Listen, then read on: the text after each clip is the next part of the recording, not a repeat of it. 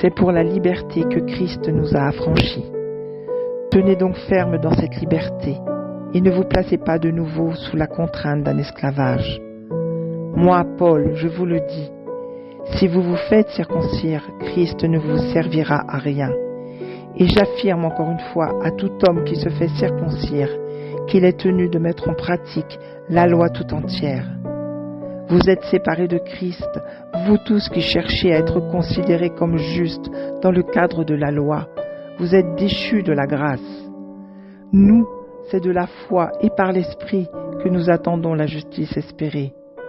En effet, en Jésus-Christ, ce qui a de l'importance, ce n'est ni la circoncision ni l'incirconcision, mais seulement la foi qui agit à travers l'amour. Vous courriez bien. Qui vous a arrêté pour vous empêcher d'obéir à la vérité? Cette influence ne vient pas de celui qui vous appelle. Un peu de levain fait lever toute la pâte. J'ai confiance dans le Seigneur qu'en ce qui vous concerne, vous ne penserez pas autrement.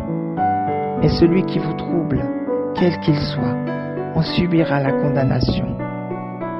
Quant à moi, frères et sœurs, pourquoi suis-je encore persécuté si je prêche encore la circoncision? Le scandale de la croix est alors supprimé. Puisse-t-il même se castrer ceux qui vous jettent le trouble parmi vous? Frères et sœurs, c'est à la liberté que vous avez été appelés.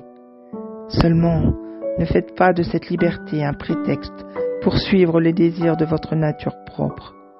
Au contraire, soyez par amour serviteurs les uns des autres.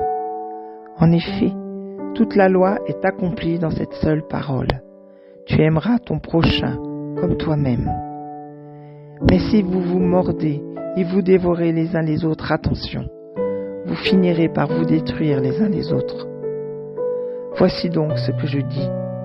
Marchez par l'esprit, et vous n'accomplirez pas les désirs de votre nature propre. En effet, la nature humaine a des désirs contraires à ceux de l'esprit, et l'esprit a des désirs contraires à ceux de la nature humaine. Ils sont opposés entre eux, de sorte que vous ne pouvez pas faire ce que vous voudriez.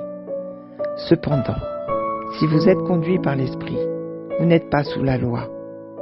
Galates 5, 1 à 18.